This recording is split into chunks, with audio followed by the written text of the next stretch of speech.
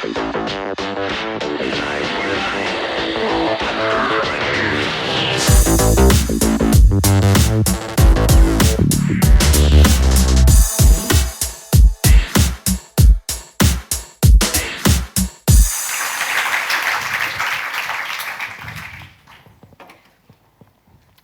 everyone, I'm Patrick. And I'm Jonas. And we are the co-founders of BioWare. During the last 3 years, we've been working on a tool to make the electronics industry green and fair.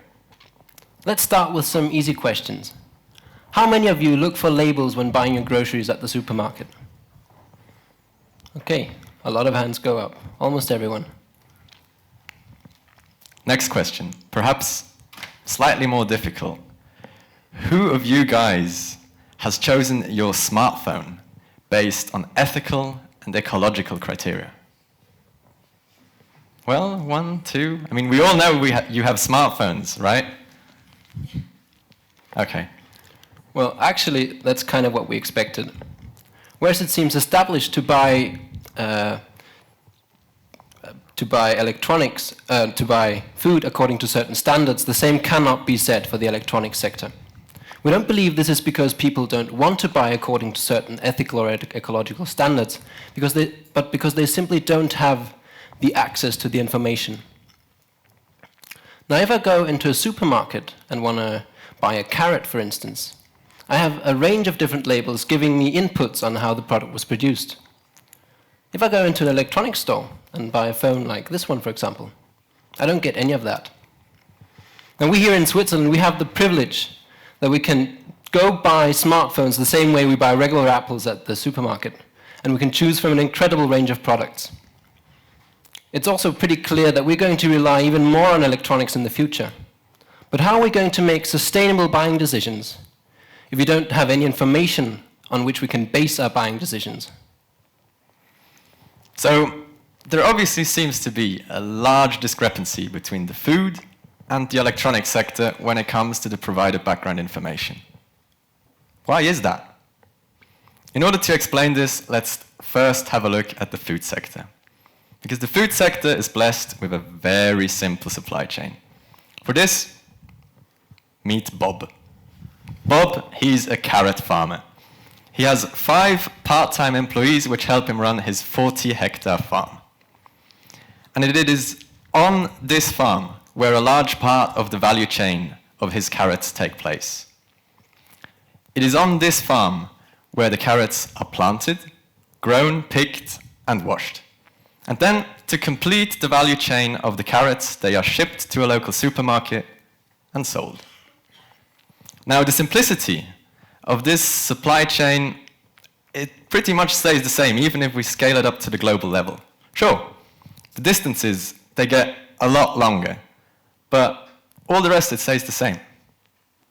So if we now imagine Bob only being interested in maximizing profits, what would the ecological and social issues be which he could create along his supply chain? Well, for one, he will probably use a lot of pesticides. And this will, inevitably, result in environmental damage on and around his farm. And secondly, he will probably also not pay his employees very well, and might force them to constantly work overtime. Now, today, thankfully, at least in most parts of the world, Bob would have quite a hard time keeping his business up and running under these circumstances. This is because simple supply chains, such as the one of the food sector, are relatively easy to control.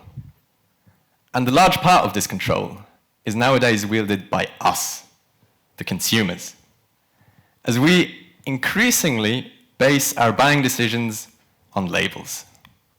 Labels such as the organic label, for instance, they act as a seal of quality. They ensure us consumers that what we are about to buy was produced according to certain standards. And as consumers nowadays often even prefer buying labeled over non-labeled products, this has forced many farmers, like Bob, to rethink their business models. And from Bob's perspective, this transition, it not only makes sense, say, from a context of pleasing the consumer's conscience, no, it also allows him to make more money. I mean, he can ask a higher price for his products. But why isn't the same being done in the electronic sector? To put it in simple terms, it's just a lot more difficult to arrive at the same degree of control because the supply chain is a lot bigger. And an electronic product supply chain is also a lot more complex. Let's say Kim is the CEO of a smartphone company. Unlike Bob, who can simply plant his own carrots, Kim is relying on multiple suppliers spread all over the world. Now, of course, this makes it a lot more difficult to control her supply chain, and the sheer scale creates many more issues. For example, at the very beginning of the supply chain, there's an issue of conflict minerals.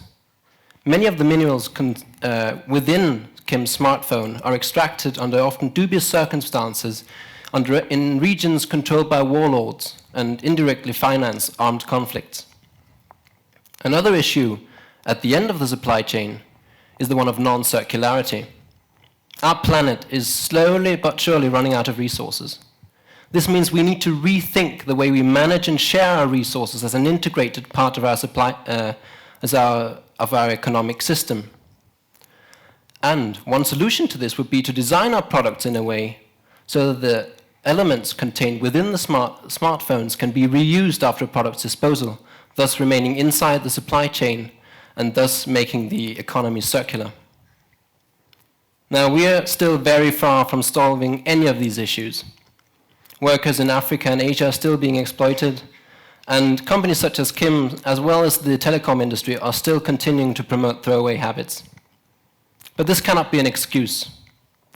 Companies like Kim's have the power and also the moral obligation to change this, but at the moment, they're simply lacking the incentive to do so. So we thought, how can we, as students here in Switzerland, contribute to a more responsible electronic sector? It is clear. We cannot go to Asia or Africa and solve the numerous social and environmental issues. It is also painfully obvious that we cannot go to the large electronics companies either and force them to design their products in a more responsible way. But what we can do is raise awareness. Raise awareness here, where the products are bought. And the thereby generated pressure can then provide companies like Kim's with the necessary incentive to rethink their business models. To achieve this, we have created a rating system through which we provide consumers with background information on electronic products. It was important to us to not only focus on one specific aspect of conscious consumption, but to take into account all factors which could potentially influence the buying decision. This is why our rating covers 6 different areas of consumption, not only one. And these 6 categories, they basically span the entire life cycle of an electronic product, from the beginning to the very end. Behind each of our categories, there exist several criteria asking specific questions which are then assessed by our team using information which is publicly available. And from this, a spiderweb diagram is generated. With this spiderweb diagram, one can immediately see where the strengths and the weaknesses lie of a product. And these spiderwebs, as well as the underlying data, are then uploaded to our website, where the data is freely accessible and can be used by anyone to make a truly reflected buying decision. We as consumers have the privilege to choose what we buy. We designed BioWare as an empowerment tool to give you the possibility to take matters into your own hands. Through a change in our demand, we as consumers can foster the innovation that is so long overdue. Now, we know that change is possible from the food sector. There already exist examples of a relatively controlled supply chain in the electronics sector. but there's still a long way to go. Now we hope that if we ask the same couple of opening questions in a couple of years, more hands will be risen. Because only together we can Control-Alt-Delete the way we handle electronics. Thank you. Thank you.